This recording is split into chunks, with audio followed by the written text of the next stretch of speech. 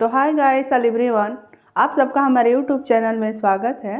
तो चलिए आज हम देखते हैं संधि, और संधि में हम लोग आज यड़ संधि पे चर्चा करेंगे। देखते हैं यड़ संधि क्या है। तो चलिए सबसे पहले हम उसका परिभाषा देख लेते हैं। परिभाषा देखने के बाद देखिए, जब ह्रस्व या दीर्घ ई उ री के बाद जब भिन्न जाति का कोई स्वर मतलब कि असमान स्वर आए तो दीर्घ ह्रस्व ई या दीर्घ ई के स्थान पर य हो जाता है तथा ह्रस्व उ या दीर्घ उ के स्थान पर व हो जाता है एवं री के स्थान पर र हो जाता है। तो चलिए देखते हैं कि कैसे होता है। नियम: ई ह्रस्व ई या दीर्घ ई प्लस भिन्न स्वर, ह्रस्व ई आए या दीर्घ ई आए उससे तो कोई मतलब नहीं है, लेकिन उसके बाद प्लस ह्रस्व ई प्लस ई नहीं आना चाहिए, कोई भिन्न स्वर आना चाहिए। जैसे कि आ, ए, उ असमान स्वर आए, भिन्न स्वर आए तो वह य के रूप में परिवर्तन हो जाता है। ई जो ई होता है, ई को य के रूप में परिवर्तन कर दिया जाता है। जैसे देखिए, ह्रस्व उ या दीर्घ उ प्लस भिन्न स्वर, यहाँ पे जैसे ह्रस्व उ या फिर दीर्घ उ है प्लस भिन्न स्वर, कोई असमान स्वर आए तो वहाँ पर व हो जाता है। जैसे री प्लस भिन्न स्वर, री के बाद री नहीं आता है, भिन्न स्वर आए, असमान स्वर आए तो वहाँ पर र हो जाता है। तो देखिए इसका कुछ नियम है, ये महत्वपूर्ण बिंदु है। उस महत्वपूर्ण बिंदु को देख लेते हैं। जिन व्यंजनों में से ह्रस्व ई या दीर्घ ई या उ तथा री को निकाल दिया जाता है वे हलंत के रूप में हो जाता है। जैसे कि देखिए, मतलब चलिए इसका हम समझा देते हैं अभी। जैसे देखिए, अति प्लस अधिक, तो यहाँ ई है अति,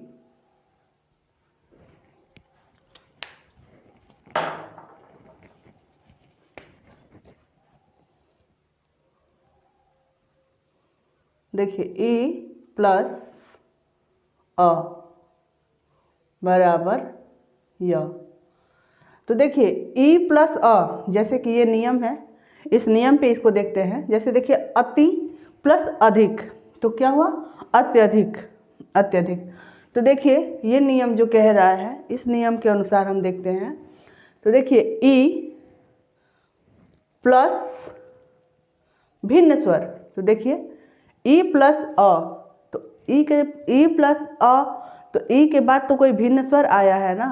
तो देखिए ई प्लस अ बराबर य, देखिए ई प्लस भिन्न स्वर, तो वही सेम यहाँ पे हो रहा है। जैसे देखिए ई प्लस अ बराबर य। तो देखिए, और इस महत्वपूर्ण बिंदु के बारे में जो मैं बात की थी उसके बारे में देखिए। जैसे कि ये है कि जिन व्यंजनों में से ई ह्रस्व ई दीर्घ ई या ह्रस्व उ या दीर्घ उ या री को अलग कर दिया जाता है तो उस वह हलंत के रूप में हो जाता है। तो देखिए अति, अति जो है तो हम ती में से ई को अलग कर दिए हैं तो त हलंत के रूप में हो गया है। तो यहाँ अगर एक वर्ड लिखना होता, सिर्फ त लिखना होता, तो हम त ऐसे लिख देते, हलंत, हलंत के साथ लिखते। लेकिन जब ये शब्द है, पूरा एक शब्द है, तो शब्द में हम आधा त को ऐसे लिख सकते हैं। तो देखिए हलंत के रूप में हो गया है। तो यड़ संधि का ये मुख्य नियम है, ये महत्वपूर्ण बिंदु है, इसको ध्यान में रखना है। देखिए अति, जैसे ही इसमें से हम स्वर को अलग किया है तो व्यंजन आधा हो गया है। वैसे तो हर एक व्यंजन में स्वर मिला होता है तभी वो व्यंजन पूर्ण होता है, और जब भी हम व्यंजन में से स्वर को अलग कर देते हैं तो वह व्यंजन आधा हो जाता है। तो देखिए वैसे ही अति प्लस अधिक, तो ती, तो ई को हम अलग कर दिए हैं तो यहाँ पे त बचता है, और त तो आधा बचता है, तो आधा त के लिए हलंत वर्ड प्रयोग किया जाता है। तो यहाँ पे देखिए अत्यधिक, ये त तो हो गया हलंत की वजह से, जैसे कि ई को हम स्वर को अलग कर दिए हैं इसलिए यहाँ पे आधा त हो गया है, और यह जो हुआ है वह ई प्लस अ भिन्न स्वर और एक दो भिन्न स्वर मिले हैं तो यहाँ पे यह हो गया है। देखिए जैसे कि इत्यादि। फिर देखिए इति प्लस आदि, यहाँ इति तो ती पे तो छोटी का मात्रा दिख ही रहा है, तो हम छोटी ई को अलग करते हैं, प्लस यहाँ देखिए आदि है तो हम आ लिखेंगे, यहाँ पे आदि है तो आ बराबर, देखिए जैसे सेम जैसे ये मैं समझाई थी सेम वही प्रोसेस इसमें भी है। तो देखिए यहाँ पे या होता है, अब या कैसे होता है, अब इसमें या कैसे होता है, तो देखिए जब ई के बाद अ आए तो य होता है और ई के बाद आ आए तो या होता है। जैसी मात्रा होती है वैसा ही उसमें गुण होता है। तो जैसे देखिए इति तो ई प्लस आ तो या हो जाता है, यहाँ या, तो देखिए इति प्लस यादि तो इत्यादि। यहाँ देखिए प्रति प्लस उपकार ई प्लस उ, देखिए अब ई तो आया ही है, ई के बाद उ आ गया है, तो यह तो होगा ही लेकिन उ का मात्रा भी लगेगा। जैसे ये ई प्लस अ तो यह तो होता ही है, हर एक रूप में यह होगा, लेकिन अगर ई के प्लस आ जाए, ई प्लस आ आए तो या हो जाएगा, ई प्लस उ आए तो यू हो जाएगा। तो वैसे ही देखिए बराबर यू, जैसे देखिए यहाँ ई प्लस उ बराबर य में छोटा ऊ का मात्रा लग गया तो यू, प्रति उपकार, प्रति प्लस उपकार बराबर प्रति उपकार, तो देखिए ई प्लस उ बराबर यू। वैसे देखिए यहाँ नी प्लस ऊन, तो देखिए नी पे तो छोटी का मात्रा है तो इसमें तो हम ई को अलग करते हैं। अभी को हम जब ये नी व्यंजन है इसमें से हम स्वर को अलग कर लेते हैं तो यहाँ व्यंजन न बचता है, और जब किसी भी व्यंजन में से हम स्वर को अलग कर लेते हैं तो व्यंजन आधा हो जाता है। तो जैसे कि देखिए वो व्यंजन आधा हो गया है तो इसलिए हम आधा व्यंजन लिखे हुए हैं न। तो देखिए ई प्लस उ, अब यहाँ देखिए यहाँ पे दीर्घ उ आया है, ई प्लस दीर्घ उ आया है तो यहाँ पे रूप बदलेगा। तो देखिए यहाँ पे ऐसे हो गया है, यहाँ देखिए प्रति प्लस एक ई प्लस ए, देखिए अब ई प्लस ए है तो अब ए पे ए का मात्रा लग जाएगा, य पे ई प्लस अ तो यह होता ही है, तो अब ई प्लस ए तो अब य पे ये का मात्रा लग जाता है, ए का मात्रा लगेगा तो देखिए ये होता है ऐसे ये। तो देखिए यहाँ पे सेम वही रूप मिल रहा है जैसे कि मैंने नीचे समझाया है, जैसे मैंने नीचे समझाया है सेम वही रूप यहाँ पे मिल रहा है।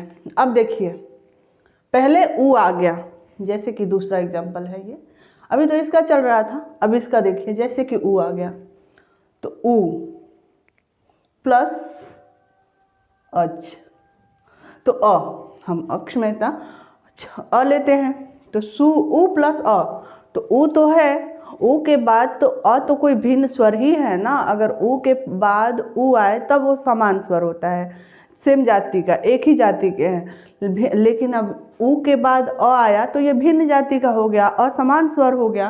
तो देखिए जब उ प्लस अ होता है ना तो व हो जाता है व, तो जैसे यहाँ देखिए व स्वच्छ, यहाँ देखिए सु प्लस आगत, सेम जैसे इसमें हुआ है ना सेम वैसे ही इसमें होगा।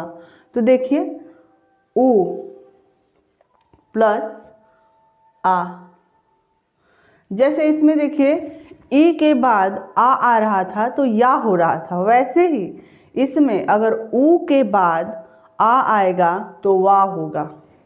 तो देखिए वाह, यहाँ देखिए वाह, यहाँ देखिए प्रत्येक, यहाँ न्यून, यहाँ य, यहाँ या और यहाँ यू। तो देखिए उ प्लस आ बराबर वा, तो सु प्लस आगत बराबर स्वागत। देखिए अनु प्लस एसड़, अनु प्लस एसड़, तो इसमें तो ह्रस्व उ है ही, उ प्लस ए। तो जैसे यहाँ था कि ई प्लस ए होने पर ये हो रहा था, वैसे इसमें है कि उ प्लस ए होने पर वे हो जाएगा, वे। तो देखिए अन्वेषण, अनु प्लस एषण बराबर अन्वेषण। यहाँ देखिए मातृ, तो यहाँ री प्लस आ,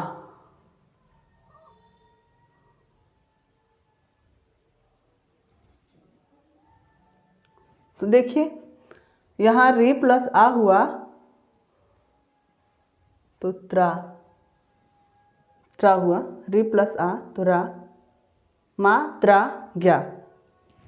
यहाँ देखिए बधू, तो यहाँ देखिए दीर्घ उ आया है, उ प्लस आ।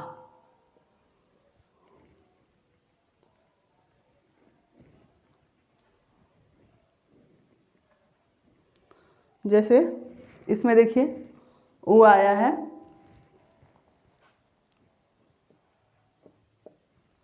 तो उ दीर्घ उ है, तो दीर्घ उ प्लस आ, तो यहाँ हो गया वा। जैसे देखिए उ प्लस आ, यहाँ ह्रस्व उ हो या दीर्घ उ हो उससे हमें कोई मतलब नहीं है, यहाँ पे क्या हो रहा है उसको देखना है। अगर यहाँ पे यही ई आएगा तो छोटी का मात्रा लग जाएगा, यहाँ पे यही ए आएगा तो ए का मात्रा लग जाएगा। जैसे कि ये आ आया है तो वाह हो गया है। जैसे देखिए बाधक मात्र, मात्रा त्रा पे आया है। यहाँ देखिए सखी, यहाँ दीर्घ ई आया है, दीर्घ ई प्लस ऐ आया है, यहाँ पे देखिए ऐ, ऐश्वर्या, तो ऐ बराबर यह, तो ये देखिए यह ई प्लस ए बराबर ऐ, तो देखिए सखवैश्वर्यम।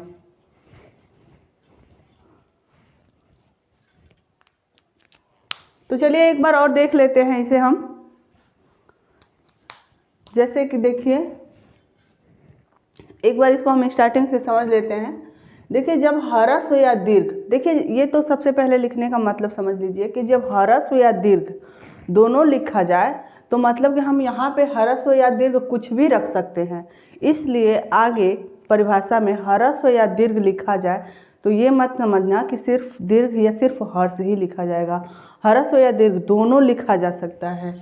तो जब ह्रस्व या दीर्घ और ई उ री के बाद जब कोई भिन्न स्वर या भिन्न जाति का कोई स्वर आए तो दीर्घ ह्रस्व ई या दीर्घ ई के स्थान पर य हो जाता है, जैसे कि इस सारे नियमों में हुआ है।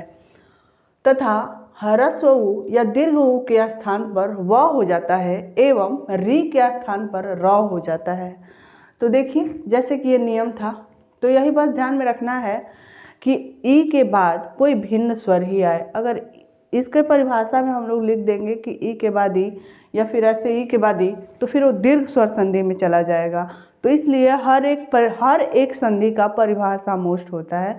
हर एक संधि का अगर हम परिभाषा और नियम याद रखेंगे तो हमारी संधि कभी नहीं भूलेगी। तो इसलिए आप लोग नियम और परिभाषा ये दो ध्यान में रखिएगा। और खंडन करते वक्त भी मेन पॉइंट होता है, किसी किसी को याद नहीं हो पाता है, लेकिन खंडन करने का एक तरीका है। जैसे कि देखिए ये दो शब्द हैं, कोई भी है, जैसे न्यून है, प्रत्येक है, जैसे स्वच्छ है, तो दोनों पद का कुछ न कुछ अर्थ हो।